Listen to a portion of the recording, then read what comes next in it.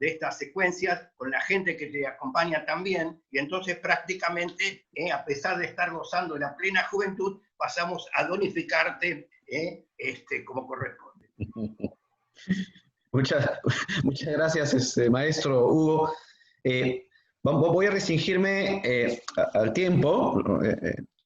Las mañanas, imagino que aquí en todos los países, aquí en Lima son las alrededor de las 11 y un poco más, ¿no? Vamos a, bueno, ya está Alex ingresando. Voy a presentar ahora a un filósofo que se llama Pedro Zulem.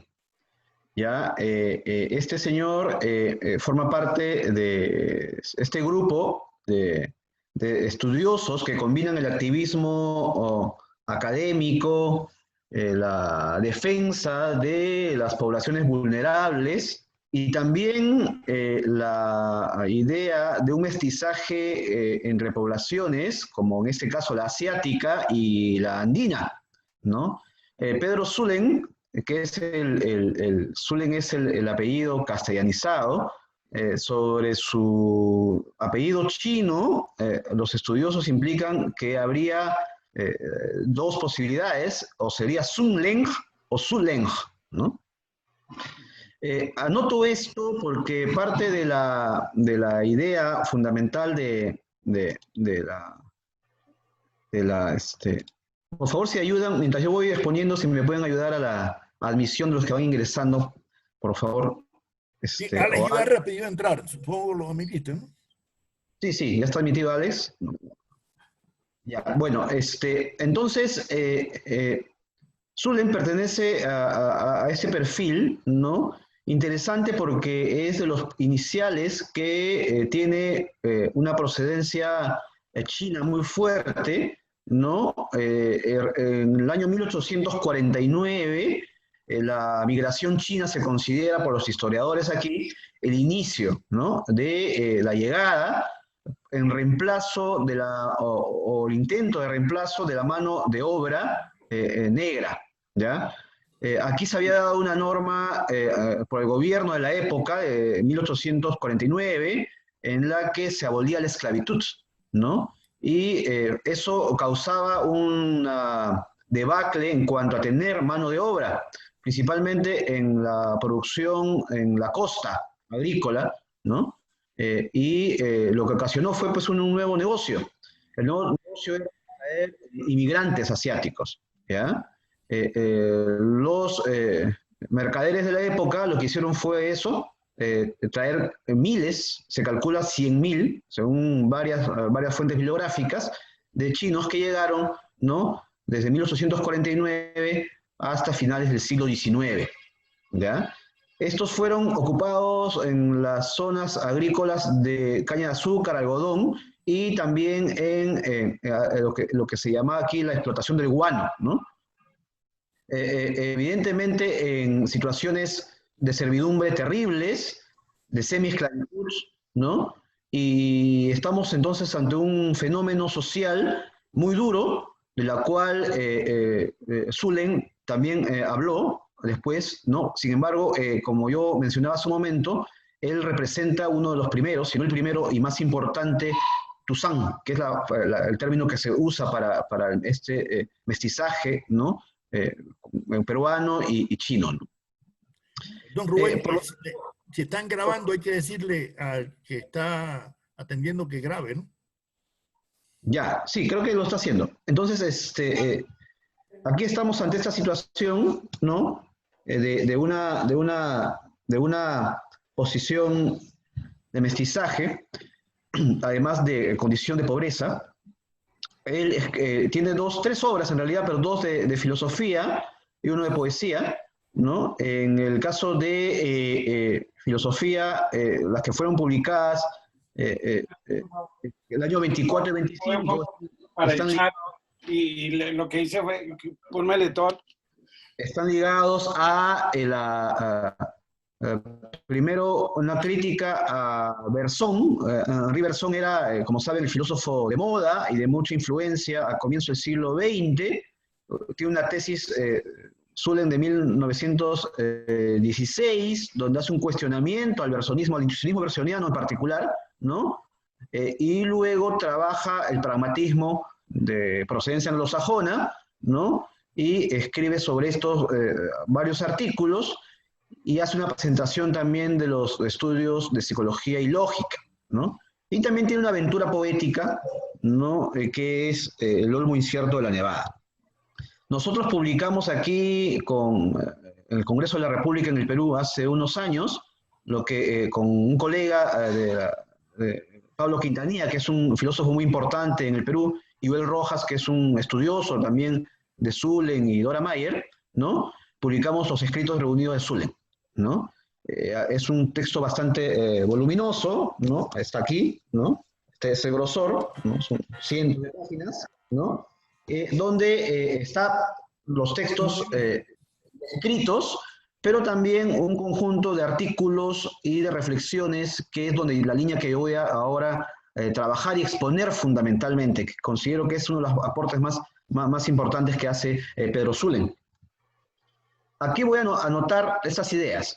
La primera es que se funda en 1909 una asociación denominada Asociación Proindígena, ¿ya? Y aquí con dos figuras claves, ¿no? Dora Mayer, que es una inmigrante alemana, defensora también de las poblaciones vulnerables y de los indígenas fundamentalmente, y Joaquín Capello, que fue su profesor en la universidad, ¿no? Que también era un partícipe de la vida política en el Perú, miembro del Senado y demás, ¿no? Esta asociación es una plataforma fundamental y un quiebre en la defensa de los indios a comienzos del siglo XX en el Perú, ¿no? Su importancia es tal que no solamente introduce algunos elementos de discusión que no habían sido vistos inicialmente de manera clave para la interpretación de la situación indígena, ¿no? Aboga por los derechos legales, los derechos de tierra, etcétera, ¿no? Y plantea lo que es aquí el giro importante, que efectivamente, y lo que ya había anunciado a González Prada, aquí tiene un despliegue conceptual, un despliegue teórico y un despliegue de movilización intelectual a nivel nacional, ¿no? Con la idea de que el fenómeno de la situación de servidumbre de los pueblos indígenas es un asunto socioeconómico. Dora Mayer se convierte en la albacea después de la obra de Pedro Zulen. Tuvieron una relación romantizada, idealizada, ¿no? Incluso ella llegó a denominarse a la muerte de Pedro Zulen, que murió a los 35 años por tuberculosis, que es una enfermedad, como saben, pandémica a comienzo del siglo. Teníamos ahí la figura de este suerte de amor, ¿no? Idealizado que ambos tienen, y que incluso lleva a ella a denominarse Dora Mayer de Zulen, ¿no?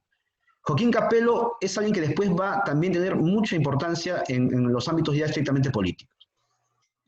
¿Cuál es la situación del indígena en esos momentos, ¿no? Aquí me gustaría detenerme en la reflexión que hay, porque la construcción del indio, y digo construcción o invención o fabricación del indígena, ha dependido muchas veces de la ruta que han tomado desde el debate del siglo XVI.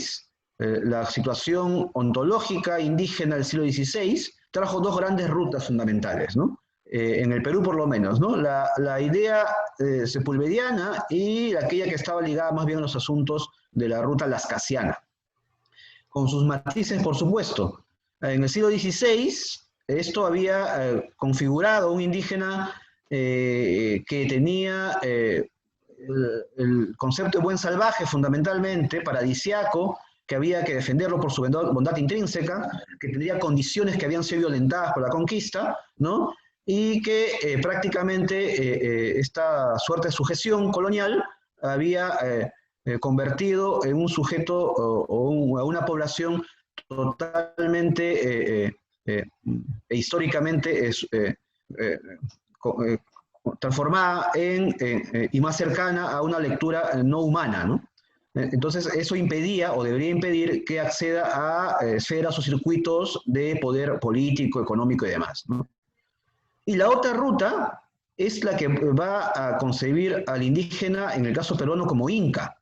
Es decir, hay una línea incásica, ¿no? Incásica, ¿por qué? Porque se tiene el recuerdo de unos indígenas igualados al Tahuantinsuyo, al imperio incaico. Es decir, cuando se rememora lo indígena, se va construyendo una defensa de lo indígena, hay una sublimación. Esta romantización lleva a tal punto que muchas lecturas sobre el indigenismo en el Perú han hecho más bien una defensa de lo incásico, ¿no? Del grupo, de la élite incaica que pactó con lo hispánico, ¿no? Para, sobre esa base, no construir un tipo de indigenismo, ¿no? Una de esas rutas es aquella que se sigue con Huamampo Madayala, por ejemplo. Huamampo Madayala es un pactista, ¿no? Es alguien que pactó con los conquistadores para mantener sus privilegios. Sin embargo, por algunos es leído como un defensor de lo indígena, cuando no lo es, ¿no? O no lo es en el sentido, en el primer sentido que hemos mencionado, ¿no? E incluso se ha elaborado sobre lo que ha hecho Huamampo Madayala, ¿no? Que, como saben ustedes, tiene una interpretación de lo indígena como precristiana, ¿no? Y como preoccidental, ¿no? La línea de defensa de lo indio de Huamampo Madayala, que además es un ferviente opositor al mestizaje, lo llamaba mesticidos, ¿no? Es lo que en muchos casos triunfó esta interpretación. Entonces, a fines del siglo XIX, este tipo de indigenismo vuelve a aparecer. Eso una historiadora lo llamó incas sí, indios no, ¿no? Luego de la derrota del Perú en la guerra con Chile, que se llamó, como saben, que mencioné la semana pasada, la Guerra del Pacífico, y es muy importante en esas interpretaciones, la discusión sobre el futuro del Perú, que se llama el porvenir del Perú, involucraba en realidad la descripción del porvenir de las razas en el Perú. Tanto así que un autor, que el hijo de Ricardo Palma, Clemente Palma, a fines del siglo XIX, publicó un texto, ¿no?, que se llamaba El porvenir de las razas en el Perú, ¿no? Es decir, cuál de los grupos étnicos era la indicada para llevar a cabo, ¿no?, el progreso, la felicidad colectiva, etc. Por supuesto, en la mayoría de casos, este grupo eran los criollos blancos descendientes de Europa, y era un defensor además de la migración europea y demás, ¿no? Y aquellos que estaban condenados fuera de la historia a no participar de este futuro, uno de esos grupos eran los indios. Tanto así se llegó a cuestionarlo, que comenzó a usarse los relatos científicos, o sea, el racialismo, para excluirlos de una participación posible en la historia peruana, ¿no? Por lo tanto, los grupos tendrían, ¿no?, condiciones biológicas, condiciones cerebrales, estructuralmente imposibles de ser humanos, ¿no? Entonces, un grupo de intelectuales, ¿no?, construyó esta lectura, ¿no?, de que los indígenas no tendrían ninguna posibilidad de lograr la inteligencia, ¿no?, las habilidades, las destrezas, las competencias de los que tienen una herencia occidental blanca, ¿no? Se igualaba además el color de piel a la exclusión, ¿no? Lo que hace la Asociación Preindígena y Pedro Zulem es cuestionar justamente este tipo de racialismo, ¿no? Y cuestiona la lectura incásica, ¿no?, que supone pues una suerte de esplendor y gloria, ¿no?, anterior a la llegada de la conquista, y que habría que reivindicar y rememorar, ¿no? Para Zulem y para muchos intelectuales que estaban en esta ruta cuestionando justamente este modelo, Dora May entre ellos, Joaquín Capello, que está mencionado entre ellos, ¿no?, después Mariátegui, ¿no?, la idea de dos mundos, dos universos idealizados era muy peligrosa, porque iba a construirse y se estaba construyendo un indigenismo falso, ¿no? Entonces había que reconocer que el sujeto histórico real, ¿no?, es el que está habitando en los Andes, es el que está habitando no en el Cusco imperial, no en el ombligo del mundo, no en la Roma de América, sino la que ha sido colonizada incluso por los propios incas, el Mitimae, el Hatun Runa, ¿no?, que en pocas palabras entender que también el Tahuantinsuyo, el imperio de los incas, al final era eso, ¿no?, una estructura imperial que sujetaba a las grandes masas poblacionales, ¿no?, a los indios comunes y corrientes, y que había que reconocer como sujetos históricos. Esta idea de sujeto histórico primero pasaba por aceptar que podrían formar parte, ¿no?, de este porvenir peruano, de esta república que se había fundado en 1821 y que había excluido a las grandes poblaciones. Entendiendo esto, ¿no? Pedro Zulem, la aventura notable, intelectual, brillante, ¿no? Ataca el punto de partida en la cual este racialismo había construido su exclusión, porque se usaban pues Gobineau, Le Bon, Guillot, ¿no? Todo este catálogo de autores que justificaban justamente esta jerarquización racial, ¿no? Y apelaba a que efectivamente la estructura de opresión o de sujeción de los indios, ¿no? Que había empezado por supuesto también en la colonia, ¿no? Era lo más importante para poder desarmar en cuanto a sus antecedentes teóricos, ¿no? Entonces hay una crítica al racialismo, hay un reconocimiento del sujeto histórico indígena como tal, repito, no el incásico, que muchas veces, por eso, cuando nosotros leemos ahora algunas interpretaciones de lo indígena en el Perú, ¿no? Apela más bien a esto, a esta línea, ¿no? Y es un defensor, ¿no? En la práctica que trabaja sobre los derechos de los pueblos indígenas a través de esta asociación, ¿no? Ya en otras líneas de su trabajo, Pedro Zulem es un partícipe muy activo también en la Universidad de San Marcos. Él hace y oficializa, porque fue un estudiante en Harvard, ¿no? Hace que la biblioteca de la universidad tenga, por ejemplo, un trabajo mucho más profesional, etcétera, ¿no? O sea, además de lo planteado ahora, es alguien que también ha impactado, ¿no? de nivel, creo, fundamental en la gestión cultural, ¿no? Es alguien que también está consciente del trabajo del intelectual real en la administración de los recursos, ¿no? Entonces no es solamente un individuo que hace una reflexión y no participa, sino participa políticamente, participa activamente y participa también como gestor cultural, ¿no? Bueno, eso es los 15 minutos que se me ha dado. Muchísimas gracias.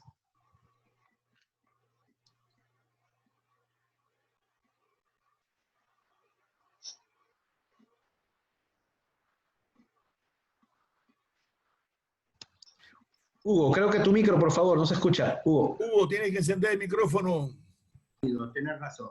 No, bueno, vamos a tratar de seguir por el orden en que fue planeado, previsto, con los recambios del caso, y ahora le tocó hablar a Rubén, como a diferencia de lo que estaba antes, pero me refiero, siguiendo el programa oficial u oficioso, tendríamos que continuar entonces con alguien, veamos si está, no digo omnipresente, pero por lo menos si la tenemos a mano. Estaba buscando mi programita y me costó, bueno, justo en el momento ese que me pasaron la palabra, no lo logro encontrar. ¿Ustedes tienen el programa o saben a quién le toca continuar la exposición dentro del día de hoy? Para que se haga uso de la palabra, directamente que le toque, le toca. Entiendo que era María. Que diga, Entiendo que diga su palabra. Ajá. Sí, creo que me toca a mí. Bueno, en buena hora. Hoy, ya entonces, apareciste con todo, con toda la belleza puestas. Ya, bueno, ya pude activar el video, era un problema técnico del ingreso al Zoom. Entonces, voy a leerles un texto que preparé para la sesión de hoy y que se refiere al pensamiento ético, filosófico y político de Flores Magón, 1873-1922. Arranco con un epígrafe de Arturo Andrés Roy, que dice que el poder del pensar utópico se encuentra más en la negación que en la afirmación. La dialéctica propia de lo utópico es la contradialéctica de las totalizaciones. Este es el epígrafe de Arturo Andrés Roy. Y empiezo. Quiero partir de esta idea del filósofo mendocino para explicar el punto de partida que intento asumir en esta breve aproximación al pensamiento de uno de los mexicanos asociados al anarquismo, básicamente porque considero al anarquismo como un tipo de pensamiento utópico que no solo hace una crítica a su tiempo, sino que propone un horizonte a conquistar en el presente. El anarquismo es la urgencia de la hora llamada a superar la miseria y la ignominia humanas. No voy a detenerme en la vida corta pero intensa de este mexicano que vivió cerca de 5 décadas. Lo cierto es que la historia de los filósofos y filósofas puede mirarse a partir de diferentes criterios. Los errantes y los obligados a permanecer encerrados.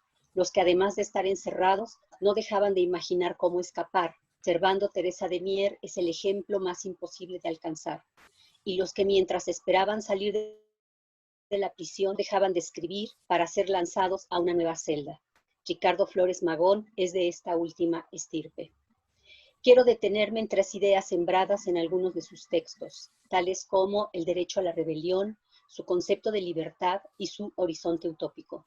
Lamentando no poder detenerme en demostrar lo importante que fue su pensamiento político y económico para la revolución social mexicana que tantas esperanzas despertó en amplios sectores populares y que se atesora aún en la expresión de tierra y libertad.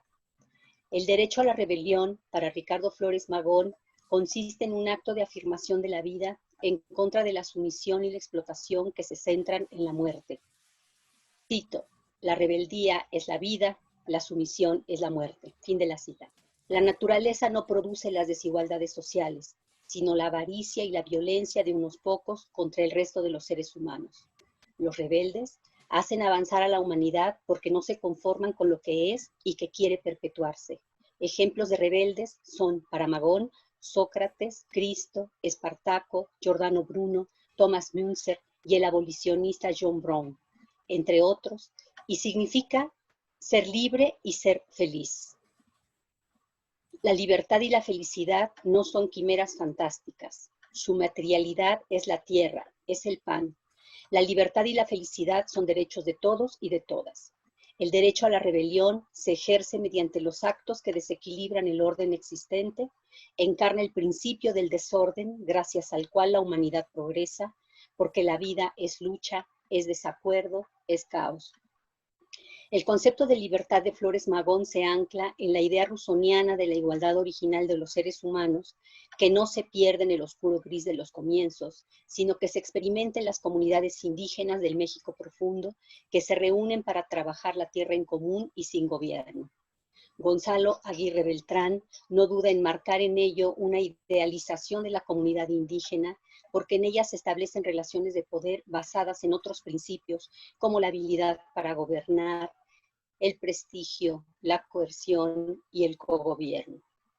Flores Magón radicaliza el pensamiento liberal al hacer de la libertad económica un derecho para todos y punto clave de la organización social y política. Esta libertad económica se basa en el derecho a trabajar la tierra y a disfrutar de sus productos. La tierra no le pertenece a nadie, lo mismo que los ríos y las minas. La libertad económica del trabajo y del consumo permitirán la organización espontánea de la vida social en comunidades que cifrarán su organización política en la autonomía. Para hacer posible la libertad económica, la autonomía y la vida en común, articuladas por la solidaridad y la cooperación, es necesario negar la propiedad privada, destruir el sistema de clases sociales y pulverizar el Estado, mediante la acción directa, es decir, mediante la expropiación y el reparto de la tierra según las necesidades de las comunidades. En cuanto al horizonte utópico de Flores Magón, puede sostenerse que es ético, político y económico. El anarquista, para el político mexicano, es un utopista, siembra ideales. Cito, sueña con una sociedad más justa, sana, más bella, más sabia, más feliz. Fin de la cita. Y es un utopista que actúa en el ahora, que no se cree la promesa del cumplimiento de la bienaventuranza en el más allá, o como resultado de las promesas del capitalismo orquestadas por la farsa democrática. Para Magón, el anarquismo es, cito, el sistema basado en la libertad económica, política y social del individuo, el sistema que se funda en la fraternidad y en el mutuo respeto, el sistema de los iguales, de los libres y de los felices, el sistema en el que solamente los holgazanes no tendrán derecho a comer. Fin de la cita. La tierra es para Magón la fuente principal de la riqueza, y así como su privatización se logró por la violencia, así, por medio de la violencia, volverá a ser común. Cito, cuando vosotros estéis en posesión de la tierra, tendréis libertad, tendréis justicia, porque la libertad y la justicia no se decretan, son el resultado de la independencia económica, esto es, de la facultad que tiene un individuo de vivir sin depender de un amo, de aprovechar para sí y para los suyos el producto íntegro de su trabajo. Fin de la cita. Para Gonzalo Aguirre Beltrán, la teoría y la práctica de Flores Magón se hace cada vez más radical hasta desembocar en la utopía. Pero, precisando, para el antropólogo mexicano, el pensamiento utópico está anclado a la realidad y al mismo tiempo la trasciende con el pensamiento y con la acción. No se trata pues de un ejercicio especulativo, sino que va acompañado de un esfuerzo material por hacerse realidad. Por su parte, Franz Hinckelammer, en su crítica de la razón utópica de 1990, se detiene a presentar el marco categorial del pensamiento anarquista a partir de las formulaciones de Flores Magón. Su análisis es una parada obligada en lo que llamo utopología o análisis filosófico de la utopía desde nuestra América. Para este filósofo, el punto de partida del pensamiento magonista es bipolar. Por un lado está la realidad sojuzgada por el robo, el crimen y la miseria. En suma, una realidad de muerte cuya fuente y máxima expresión es la propiedad privada. Y por otro, una realidad de libertad y felicidad plenas, basada en lo común de la propiedad, el trabajo y la satisfacción de las necesidades mediadas por la acción directa. La organización de la vida social está dada por el concepto de la satisfacción de las necesidades, acercando la producción al consumo, evitando la distribución y el intercambio mercantil. Concepto límite del magonismo es, según Hinckelammer, la libre espontaneidad de todos y todas en el trabajo, la satisfacción de las necesidades y el disfrute del ocio, sin mediación de instituciones, Estado, Iglesia y familia. El horizonte utópico de este pensamiento, es decir, el reino de la libertad y la satisfacción de las necesidades, no es posible tras la abolición en el ahora de la propiedad, de la propiedad privada y las instituciones que la resguardan. La mediación que lo hace posible es la voluntad que mueve a la acción directa. Y sin embargo, para Hinckelammer, esto que parece posible en la imaginación es imposible en la realidad, porque su fin supone la destrucción de las mediaciones institucionales, las del Estado, y particularmente las de la familia, mediante el voluntarismo. Para Hinckelammer, el horizonte utópico del anarquismo es producto de la imaginación trascendental, cuyo carácter ilusorio la hace imposible de realización fáctica. La única imagen que se acerca a este horizonte límite es la fiesta caracterizada como, cito, un encuentro sensual, comida, bebida, baile, sueño, que pasa por debajo de cualquier norma social y sobrepasa la desigualdad y la propiedad privada. Es un reconocimiento festivo a través de la alegría. Fin de la cita. Y el encuentro entre sujetos, además, que se reconocen como sujetos. Esto es lo importante de ese horizonte límite de la fiesta. La imaginación trascendental asume al sujeto como sujeto vivo, pero como sujeto trascendental, es decir, como condición de posibilidad del sujeto real que aspira a disfrutar la libertad plena. Cito, no es la descripción de la vida humana sin necesidades, porque sería equiparable a la muerte, sino que se trata de la posibilidad de satisfacer las necesidades de cada cual a su antojo y plenamente. Fin de la cita. Se trata, en palabras de Hinckelammer, de una plenitud en cuya imaginación no cabe ninguna institucionalidad, ni dinero, ni Estado, ni matrimonio. No es ni competencia perfecta, ni planificación perfecta. Es la espontaneidad del reconocimiento de todos los sujetos que no es pensable, sino dentro de una imaginación de una naturaleza fluida, amiga del hombre. Esas son citas de Hinckelammer.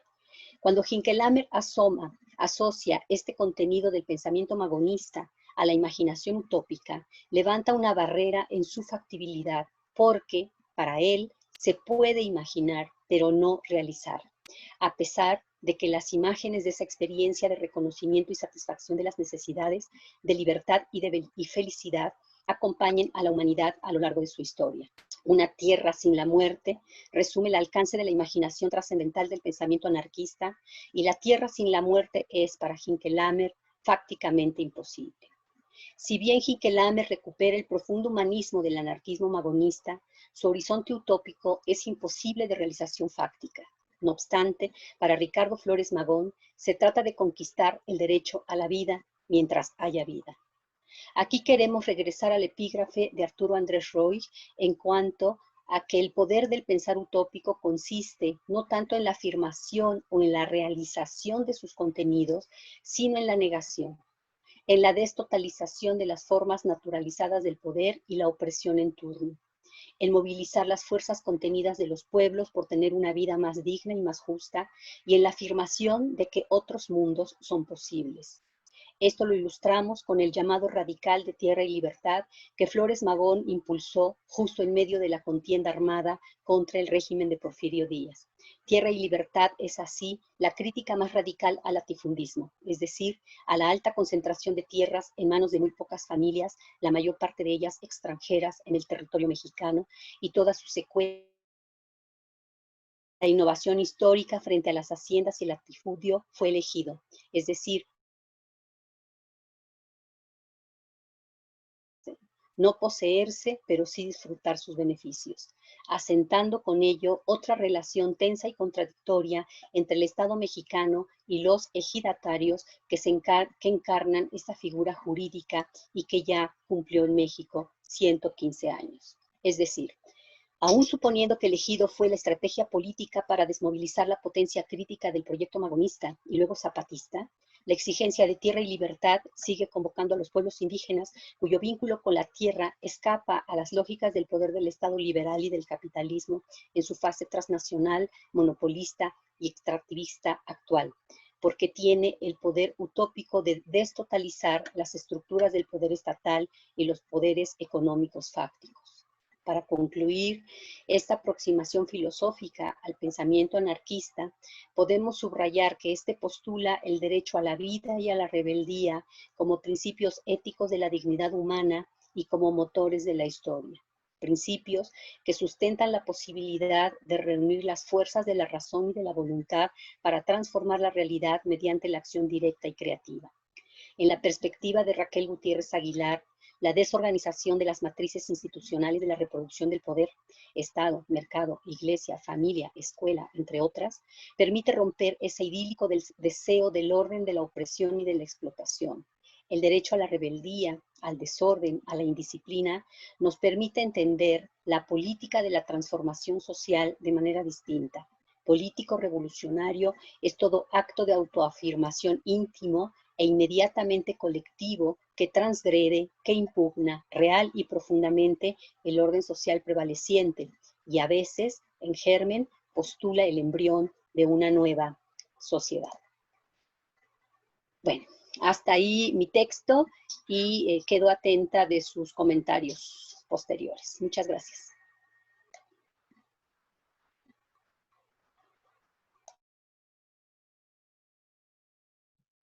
Bien, creo que era mi turno en la programación, Hugo. Estás silenciado. Reivindicar el derecho a la voz propia en espacios de esta magnitud, por otra parte. Así que adelante con los faroles. Ya. Bien, buenos días a todos. Disculpen el retraso.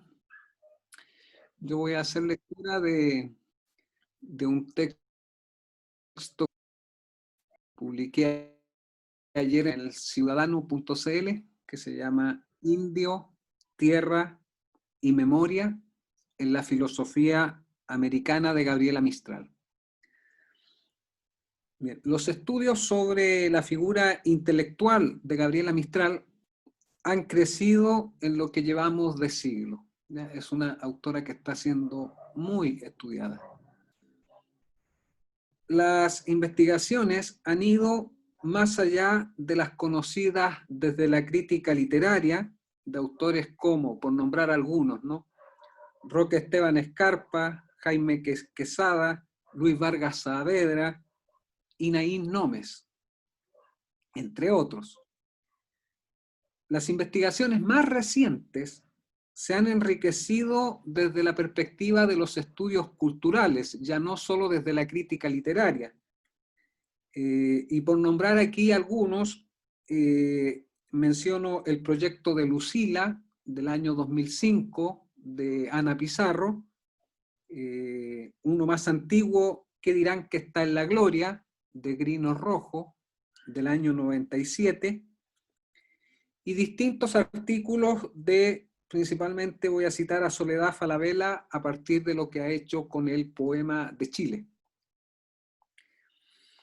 Algo menos observado ha sido el interés que han puesto algunos filósofos chilenos en la obra de Mistral.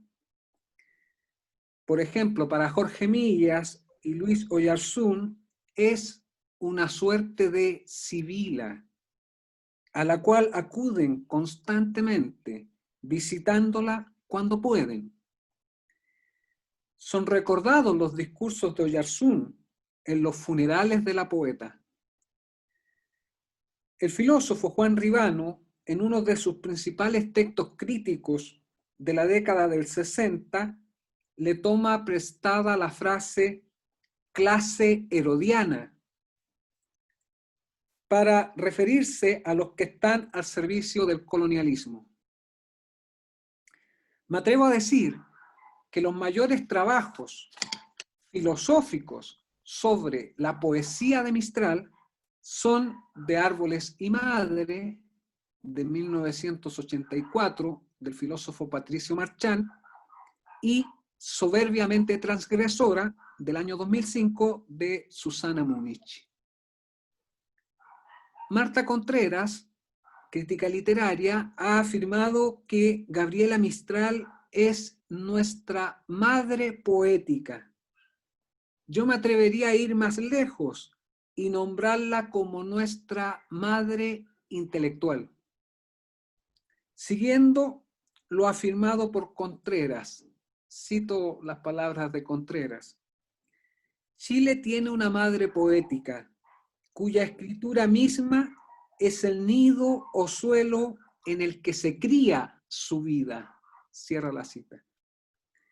En lo que sigue señalaré algunas ideas mistralianas relevantes para los debates al interior de la filosofía de nuestra América, del indio, de la tierra y la memoria. La cuestión en torno al indio es paradojal, dada su valoración por la lengua hispana, aunque en esto es similar a autores como Vasconcelos y el mismo Mariátegui. Ciro Alegría la ha reconocido como una hermanastra mestiza. Mistral es solidaria en la denuncia de la lengua y es consciente del reconocimiento a su dignidad. En sus palabras, la cito: antaño, sobre este planeta, estaban las poblaciones y las razas acampadas en los solares de sus antepasados.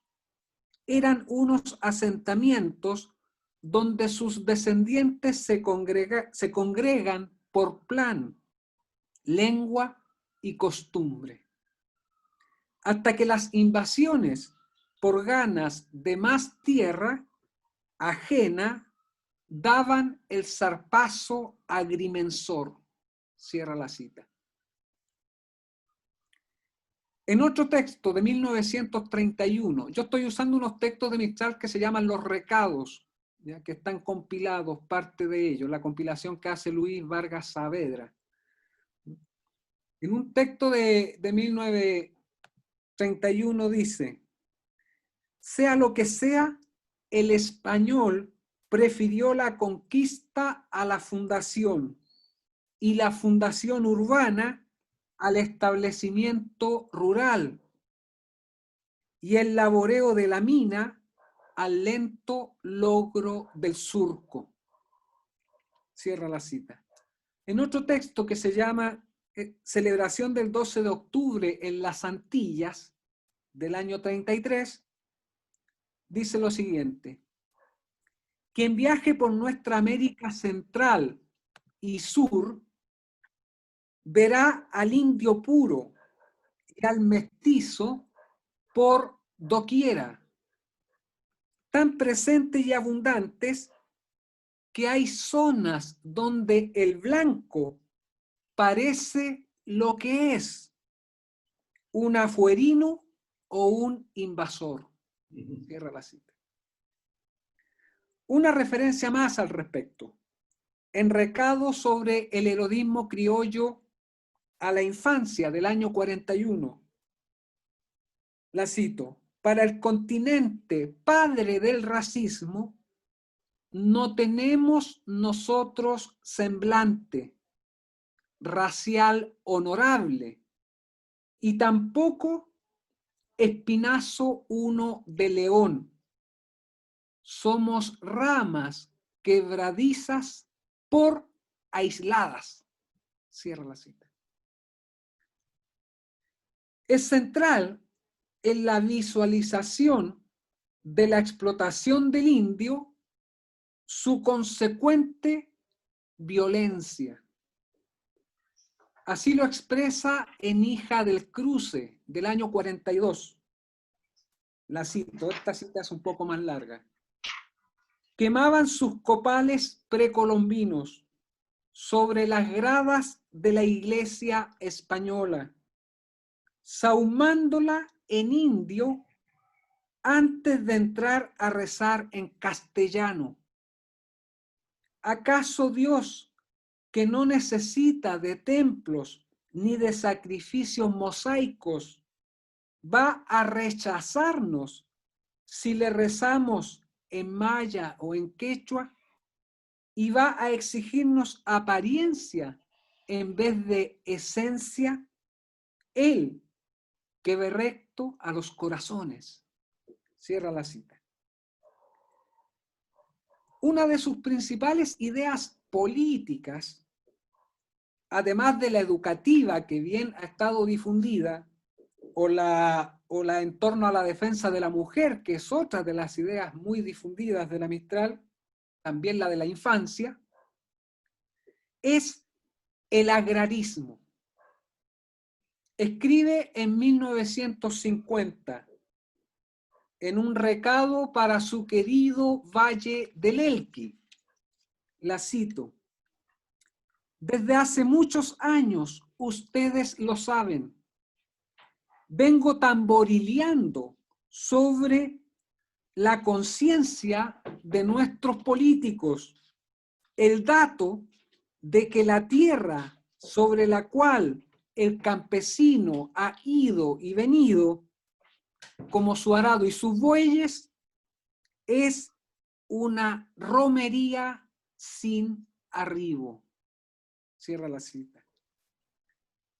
Mariátegui, el problema de la tierra es una cuestión económico-social, aunque también, en el caso de Mistral, es un asunto existencial, vital.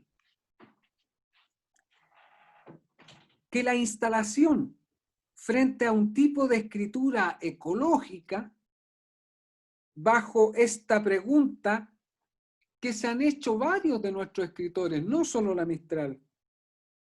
Lo resumo en esta pregunta: ¿quién nos devolverá los viejos árboles perdidos? Nos debemos quejar. Así lo lamenta Mistral en un poema que se llama Árbol Muerto. Leo el poema. En el medio del llano un árbol seco su blasfemia alarga, un árbol blanco, roto y mordido de llagas, en el que el viento, vuelto, mi desesperación aúlla y pasa.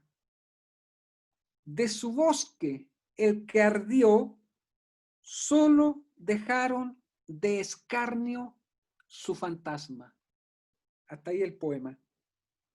Para terminar, quiero aludir el rescate de la memoria. Cuestión noble en la tarea del intelectual, que asume un compromiso en su escritura. Una suerte de conciencia del escritor. expresa Mistral, la cito, en un texto que se llama Recordando, del año 51. La mejor parte de estos recuerdos no importan sino a nosotros, pero una lonja de esta tela imaginista es útil a los demás y en todo caso importa a los otros que envejecen. Cierro la cita. El trabajo memorístico, que a veces nos parece propio del historiador, es una función colectiva a la cual se contribuye desde distintos registros de escritura. La lengua propia la tenemos para construir realidades y para construir pueblos. Hasta aquí mi lectura. Bueno, seguimos avanzando a paso redoblado, como los granaderos del Ejército Libertador. Bueno, ahora justamente vamos a escuchar al joven Gama, pensando en la juventud, por cierto, en los términos en que han pensado más de algunos de nuestros filósofos. No hablemos de lo nuestro relativo, ¿no? Pero no deja de extenderse como juventud aquel que tiene ideales. Y mirá si Pablito no anda con sus ideales a cuestas debajo de la boina, por lo menos, ¿no?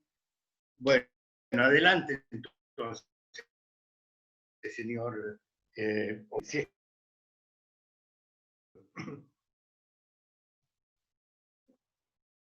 dice acá? Bien. Voy a comenzar entonces. Bueno, voy a hablar de Enrique José Varona, un filósofo que, si vamos a analizar, pertenece su obra principal al siglo XIX, porque es en los años 80 que publica sus célebres conferencias filosóficas de lógica, ética, psicología. Pero como que yo tenía que hablar de José Martí en el siglo XIX, y Varona muere en 1933, y además él reedita sus obras en la década del 10, del 20, varias sus obras, y publica también en los años 20 con el eslabón, pues hablé de Martí en el siglo XIX, y hoy pues hablo, ¿no?, de Enrique José Varona. A Enrique José Varona se le considera por Francisco Romero junto a José Ingeniero los dos más grandes positivistas, ¿no?, del pensamiento latinoamericano. Y en cierta medida eso es cierto. Bien, hemos considerado que siempre ese positivismo, lo mismo en el caso de Varona que en el caso de Ingeniero, como en otros, fue un positivismo sui generis. Así lo conversamos en varias ocasiones, para diferenciar por qué no eran positivistas en un sentido muy estricto, ¿no? Porque tenían disentir muchos aspectos, ¿no?, del positivismo. Yo incluso tuve serios problemas en mi primera tesis doctoral en Leipzig, que la dediqué a la obra de Enrique José Varona, porque en aquella época en que el pensamiento marxista-leninista consideraba que el positivismo era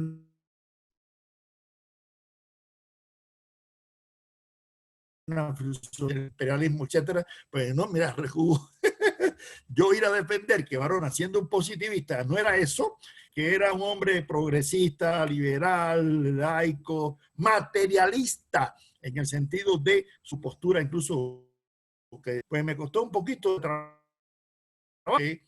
lo logré. Y pude al fin defender, por eso José Mora me escribió al poco tiempo pidiéndome autorizar la traducción de mi tesis, que estaba en alemán, al inglés, para publicar una parte en el Philosophical Index de la Universidad de Ohio, y luego le incorporó ahí la referencia en el diccionario de filosofía. Para los posibles interesados, yo les puedo ofrecer por correo electrónico lo que me escriban, este tomo donde está publicada prácticamente mi obra de la tesis doctoral completa, y el prólogo que va a salir ahora de los 10 tomos de las obras completas de Enrique José Varona en Cuba. La obra de Varona filosófica, en primer lugar, impresionó mucho a los habaneros del siglo XIX, porque Varona era un autodidacta camagüeyano, era de provincia, ¿no? Y llegó a La Habana y dejó a todo el mundo perplejo, conocimiento de lógica, de epistemología, de ética. Y sobre todo, Varona se distingue porque es una continuidad del pensamiento filosófico cubano de Varela, de Luis y Caballero, ¿no es así? Y sobre todo en cierta medida el helenismo, del cual ya hemos hablado, que tuvo alguna influencia por jesuitas mexicanos del siglo XVIII, Francisco Javier Clavijero, Benito Díaz de Gamarra y otros que pasaron por La Habana y tuvieron una postura muy abierta a todas las corrientes filosóficas. Por eso Varona decía, porque sé que el edificio de la verdad humana se ha de cimentar sobre los escombros de muchos sistemas y a los precursores basta haber indicado un nuevo camino antes no seguido o haberlos llevado a la crítica a dominios no explorados.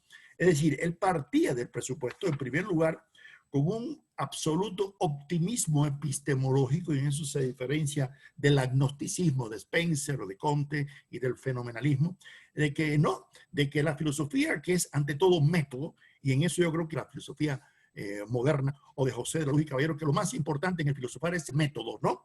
El método. Y por eso dice Varona que mientras la lucha de las opiniones es cada día más encarnizada, el acuerdo en los métodos va siendo cada día un hecho más próximo a realizarse. Y es que por fin hemos llegado o nos aproximamos a la posición de esta verdad, que parece rudimentaria. El espíritu humano podrá diversificar hasta lo infinito sus concepciones, pero en su modo de funcionar tiene que ser fundamentalmente idéntico. Ahora bien, el conocimiento exacto de su modo de funcionar nos ha de dar el método verdadero, y creo no pecar de temerario afirmando que la gran conquista filosófica de nuestro siglo es la posición del método. Es decir, que el tema del método es fundamental en la concepción filosófica, ¿no?, de Enrique José Varona. Y parte de un principio elemental. Para él el método que sintetizaba todo ese pensamiento era el evolucionismo. Pero no el evolucionismo simplemente en el sentido darwiniano. Y Varona incluso, y este fue otro debate que tuve yo en Leipzig, sí, toma posturas social darwinistas en cierta medida, pero no el social darwinismo que conduzca al racismo de Glumpowicz o de Gobineau o de Nietzsche. No, no, no, no, no, no. Es un intento sistémico de comprensión de la realidad social que parte de un evolucionismo que admite no solamente se da en el plano de la evolución de las especies, sino también en la evolución del pensamiento. Y por esa razón él dice que el método de carácter evolucionista sintetiza toda la posibilidad de construcción de la verdad. Dice él, la teoría evolucionista siempre ha sido la primera que ha dicho al hombre, para conocerte a ti mismo, para determinar el lugar que ocupas en la naturaleza, para descorrer el velo de los orígenes, te basta a ti propio, te bastan tus métodos, te basta tu ciencia. Toma los materiales objetivos y los percibe, los somete a una elaboración determinada por su propia constitución y los conoce, interviene en su colocación, provoca el desarrollo de sus fuerzas, actúa sobre ellos. Si su acción corresponde al efecto ideado y previsto, puede descansar porque posee una verdad. Es decir, que Varona no comparte para nada el agnosticismo típico, ¿no?, del positivismo ni el fenomenalismo. Intenta en una superación del empirismo y el racionalismo, tal vez como Kant lo intentara también, buscar una ruptura, ¿no?, de esa posible dicotomía. Y eso es lo que le hace también defender una postura en esencia materialista. Y por eso se opone a todas las religiones, porque para él, ese sí es un ateo total, no es simplemente un laico o un anticlerical. Aparte de ser anticlerical, era un total ateo. Y esa fue una de las causas de sus desavenencias durante algún tiempo por algunos ambientes muy clericales de la Cuba de la época colonial todavía, a finales del XIX, incluso a principios del siglo XX. No olvidemos que Varona, siendo autodidacta, llegó a ser rector de la Universidad de La Habana, ¿no?, y doctor honoris causa, ¿no?, en filosofía, porque su obra filosófica fue reconocida al punto que José Vasconcelos fue a La Habana en 1925 porque decía que él no podía morirse sin conocer a Enrique José Varona.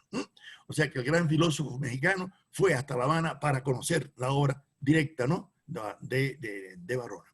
Ahora, en Varona ese evolucionismo lo lleva a unas posturas cada vez más radicales, pero hay un fenómeno interesante que tiene que ver con la evolución del pensamiento de Varona. Y es que Varona, si bien admite que en el positivismo se formó inicialmente, empieza a ver las fallas del positivismo, igual que lo había visto Martí, con el cual polemizó, como ya les dije en la clase anterior, y se da cuenta de que el positivismo es un hiperracionalismo, que no toma en cuenta los factores emotivos, eróticos, estéticos, los sentimientos, las pasiones. Y en cierta medida, cuando vemos la obra de Varona de los años 20, con Eslabón, por ejemplo, ¿no?, que son aforismos, ya no escribe la obra sistémica de lógica, de epistemología, de psicología, que además es una de las primeras obras de psicología evolutiva. En la nueva edición que hace en los años 20, como curso de psicología para su curso en la Universidad de La Habana, los evolutivos que la generación antipositivista de Rodó, Pedro Enrique Ureña, Caso, Vasconcelos, van a revitalizar, es decir, el papel del sentimiento. Y por eso, dice Varona, el hombre no puede, por tanto, sustraerse al determinismo, pero sí puede, en cierto modo, educarlo y guiarlo, que es aquí vencerlo. No es un autómata, mas para no serlo, se necesita cultivar tanto la inteligencia como el sentimiento. La educación es su verdadera redentora. O sea, pero una educación no que estimule solamente el culto a la ciencia. Varona tiene una absoluta confianza en la ciencia, pero también en factores de carácter emotivo, y por eso también cultiva la poesía. Yo tuve la oportunidad de entrevistar a la hija de Enrique José Varona en el año 1972 y me contaba cómo ella lo acompañaba junto a José Martí, a Rubén Darío y a José María Vargas Vila por el muelle de Nueva York, ¿no? Y declamándose poesía. Además, tuve la suerte de encontrar la biblioteca extraviada de Enrique José Varona, que se la habían llevado de su casa en el año 33, cuando su muerte, y estaba en el antiguo almacén de la sociedad. Nuevamente se pudo recuperar esa biblioteca con muchos manuscritos que yo publiqué después en la primera edición de un libro que hice en el año 86 con Edel Tussell, y ahí publicamos muchos de los manuscritos de Enrique José Varona. Ahí encontramos, en primer lugar, algo que nos impresionó, y es que Varona, claro, era un políglota, incluso él llegó a La Habana siendo profesor de alemán, de inglés, de francés, de italiano, de griego y de latín. Así llegó él a La Habana en los años 80, ¿no?, como profesor de idioma. Y en sus bibliotecas encontramos obras de Marx y de Engels, porque Varona conoció, claro, lo que se podía conocer en este momento, a final del 19, principio del 20, y llegó a decir que el marxismo era la exageración de un principio cierto, de que los factores económicos determinan la sociedad, pero no son los únicos. O sea que, sin conocer la carta de Engels, habló, coincide en que realmente no hay un determinismo económico, pero sí el factor económico es, ¿no?, esencial. La otra cosa importante en toda la obra de Varona es que, siendo un hombre que coincide con el darwinismo social, no admite el racismo. Se opone abiertamente al racismo. No olviden que en Cuba la esclavitud se abolió en 1886. O sea que Varona empieza su conferencia filosófica en plena época, ¿no?, en que la esclavitud se mantiene. Y él, siendo profesor, dice: he tenido alumnos negros, nunca he visto diferencias de inteligencia con mis alumnos blancos, al contrario, ¿no? Y es un crítico profundo, ¿no?, del racismo. Y es un crítico, además, es un reivindicador, a pesar de que los españoles en Cuba no nos dejaron un indio casi ni para muestras, ¿no?, pero sí de la importancia de lo indígena, y en eso coincide con José Martí, de que América no se salvará hasta que no se desestanque, ¿no?, la sangre cuajada del indio. Pero además, hay en la obra de Varona algo importantísimo, y es que, siendo un hombre liberal en su pensamiento político, incluso fundó el Partido Conservador en 1902, llegó a ser vicepresidente de la República, ¿no?, en 1914, pero es un hombre que está muy atento a lo que está sucediendo en el mundo. Y se da cuenta, en primer lugar, porque vive en Estados Unidos, ¿no?, Martí lo llama para que lo sustituya en la edición del periódico Patria, que organiza la independencia de Cuba y Puerto Rico, porque en esto Varona también es un antiimperialista marcado. Un hombre que ve junto a José Martí la amenaza, que es lo que significa, ¿no?, Estados Unidos, y por eso mantuvo una solidaridad. Fue presidente de la Sociedad de amistad de Cuba y Puerto Rico, y recibió a Pedro Albizu Campos, ¿no?, en su casa en La Habana. Pero además fue un hombre de un latinoamericanismo profundo, arraigado, y de una crítica visceral a los Estados Unidos. A Varona se le critica una cosa, los que no conocen algo. Cuando se produce la intervención norteamericana en Cuba en 1898, Varona está en Nueva York y se pone a las órdenes del interventor norteamericano, ¿no? Algunos lo van a criticar y él dice, no, y lo ponen de ministro de norteamericano. ¿Y ustedes saben por qué lo hace?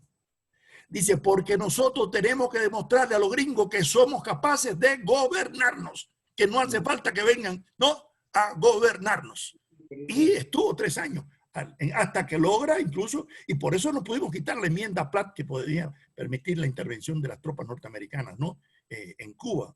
Y por eso Varona tiene una postura en contra de la dictadura de Machado, y es el líder de la juventud que se enfrenta a la dictadura de Machado junto a Julio Antonio Mella.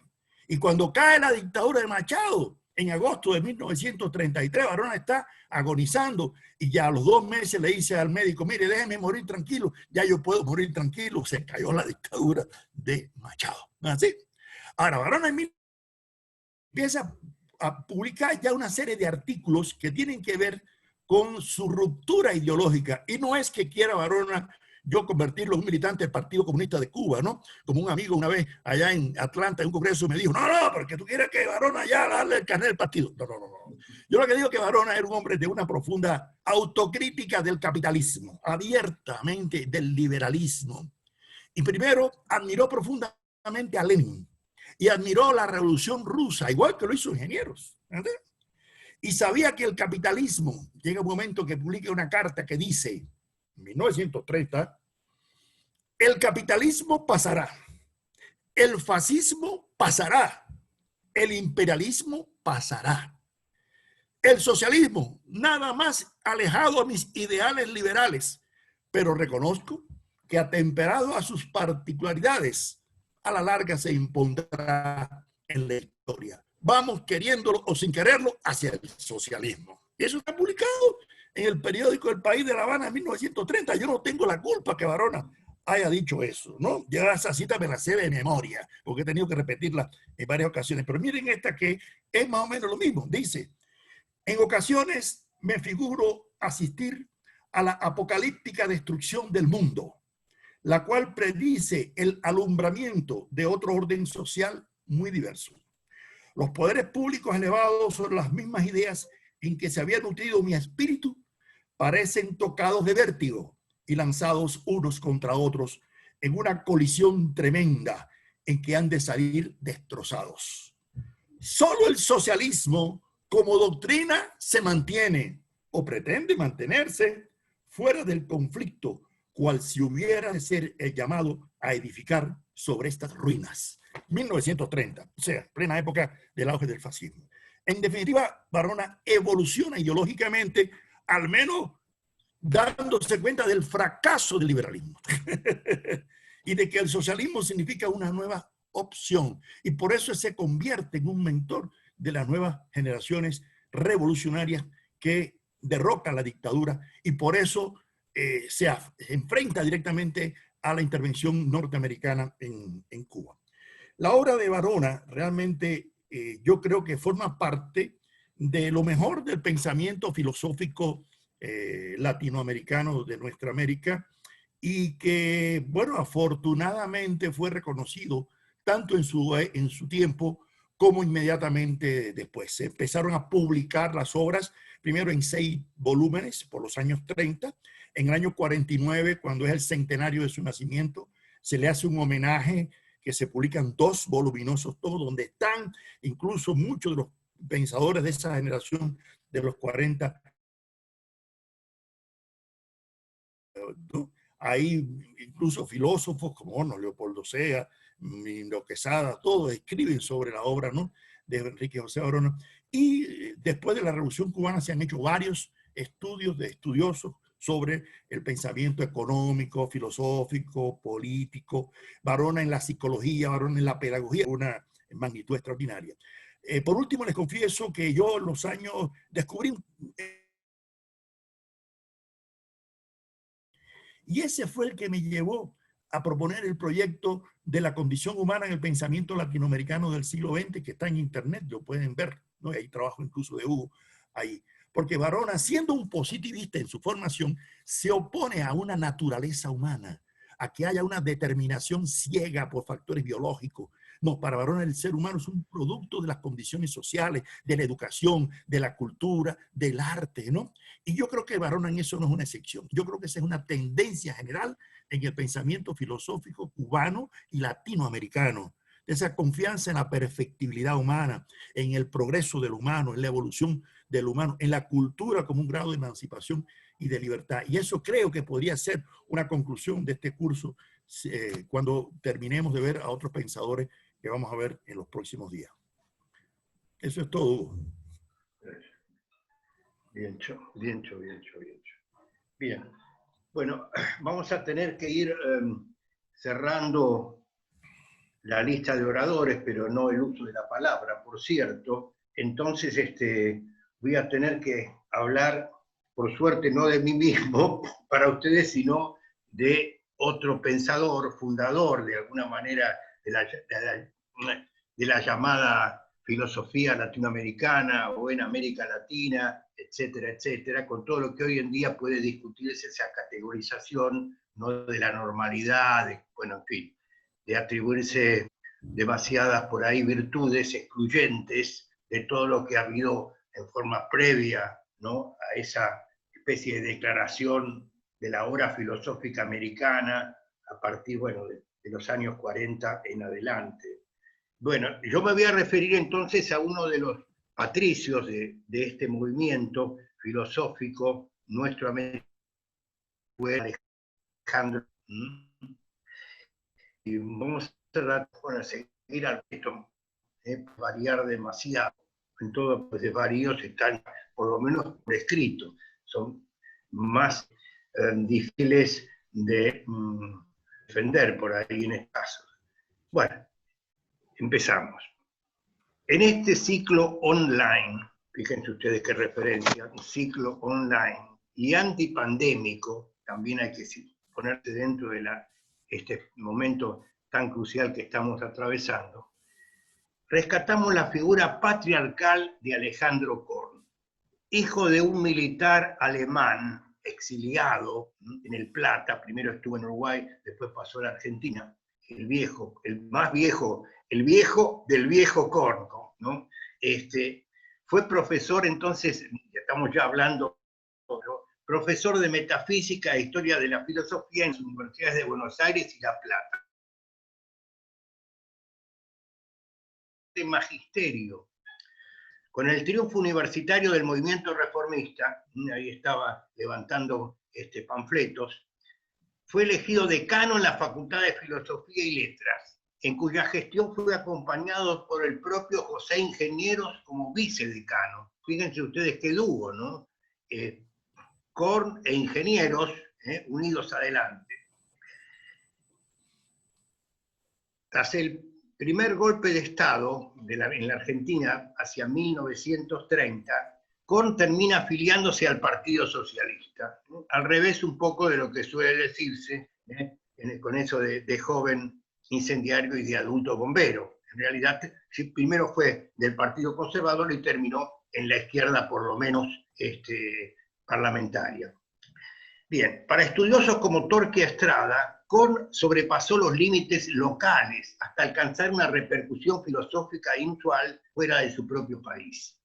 El 9 de octubre de 1936, durante el sepelio de Alejandro Korn, entre los muchos discursos que entonces se pronunciaron, destacamos el de otro gran intelectual de nuestro continente, Pedro Enríquez Ureña, quien no vaciló en afirmar que el hombre a quien ahora despedimos era una de las más altas inteligencias de América.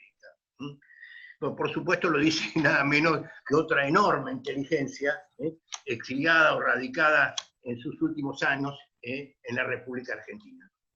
Trató de volver más de alguna vez a su país de origen, pero nunca se pudo concretar demasiado, por el caso de Enríquez Ureña. Bueno, destacamos así, sí, ahora ya por este panorama general, vamos a destacar tres aspectos esenciales de la obra, ligados más a la cosa nuestroamericana porque hay otros aspectos que en efecto son más teóricos, más universales, y entonces tampoco podemos ceñirnos a esto, que viene a ser una filosofía de nuestra América, lo que estamos queriendo de alguna manera propalar, ¿no?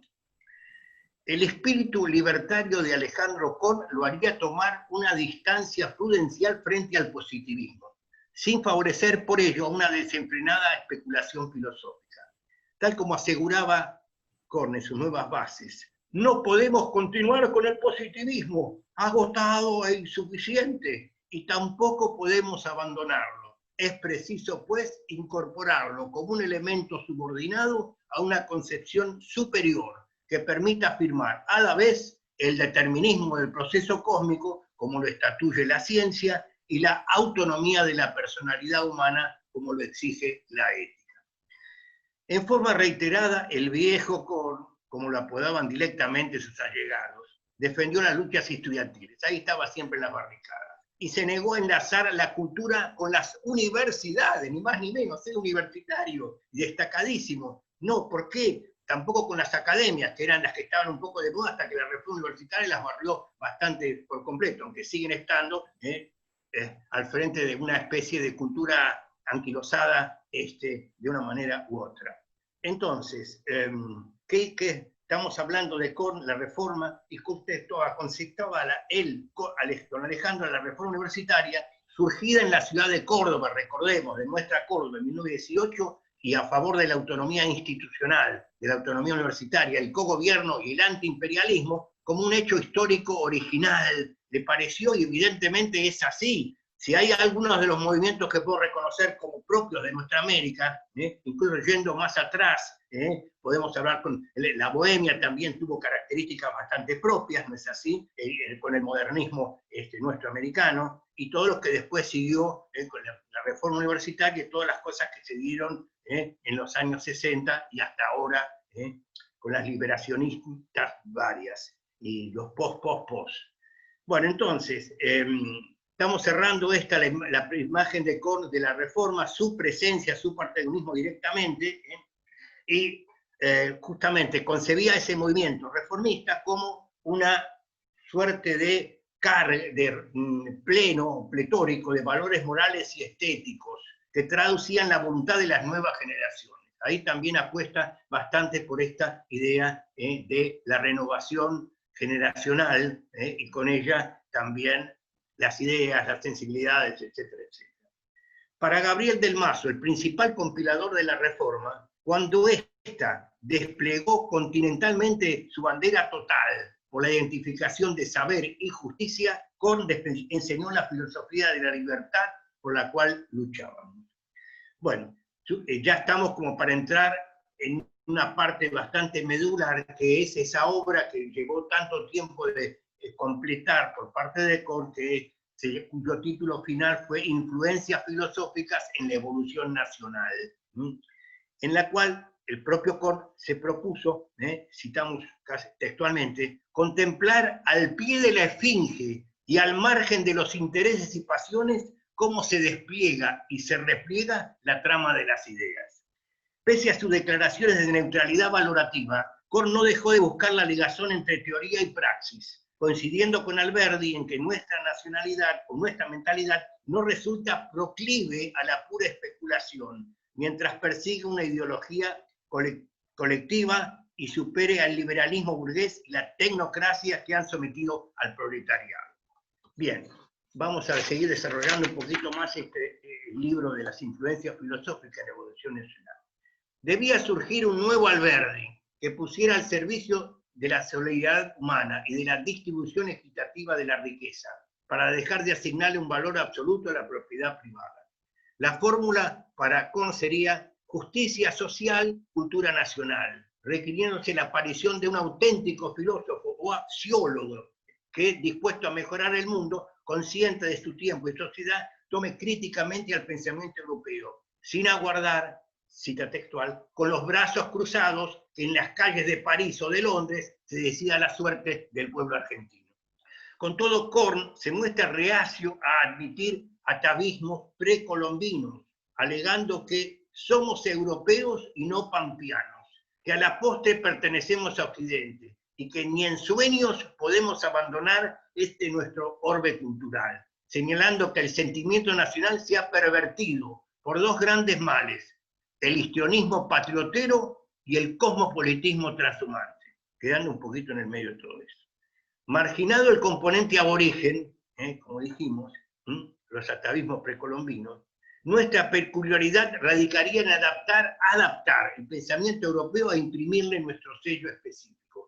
Y ahora la cita, al solo efecto de disponer de la totalidad de las nociones que pueden concluir a resolver los problemas nacionales. Así como Korn no llegó a refrendar una filosofía estrictamente latinoamericana, tampoco dio cabida a una filosofía argentina. Bueno, si no es la latinoamericana tampoco va a admitir, pero bueno, siempre en todas maneras ha habido una especie de presunta superioridad, ¿no es así?, de la Argentina blanca, etcétera, etcétera. Podría a lo mejor entrar por esa vía, pero de todas maneras no aceptaba la posibilidad de desarrollar unas filosofías propias, nacionales, etcétera, por la ausencia de filósofos y por el tardío entendimiento de las masas, ni por el lado individual, ni por el lado también colectivo o popular.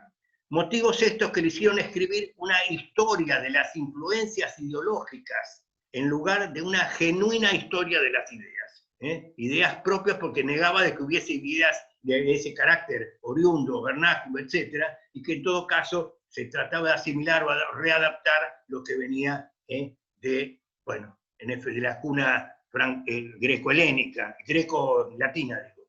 Bueno, motivos estos que le hicieron escribir una historia de las influencias ideológicas, como dijimos, en lugar de una historia de las ideas. De ahí, entonces, su reclamo que estaba esperando, claro, no había quien pudiera tener una voz cantante en materia filosófica, y entonces reclamaba por el hombre llamado a escribir la historia patria, capaz de sintetizar en la unidad de su pensamiento las complejas determinaciones ante la evolución nacional. Un hombre ante el cual Korn decía, de alguna manera también, textualmente, de que sentirse él personalmente, si aparecía una personalidad filosófica de esa magnitud, estaba dispuesto a inclinarse, a ajustarle el cordón de las sandalias para que emprenda la marcha victoriosa. Bueno, ese portento humano podría hacer que la Argentina ocupara un sitio menos insignificante en la cultura universal. Tan solo a su amigo Francisco Romero se permitió adjudicarle el talante suficiente para manejarse dentro de las complejidades y exuberancias disciplinarias. Bueno, en efecto, una unidad bastante fuerte. Romero vamos a hablar ya en la sección semanal siguiente. Pero de todas maneras podemos hacer una matiz al respecto de la imagen que estamos dando del propio Korn.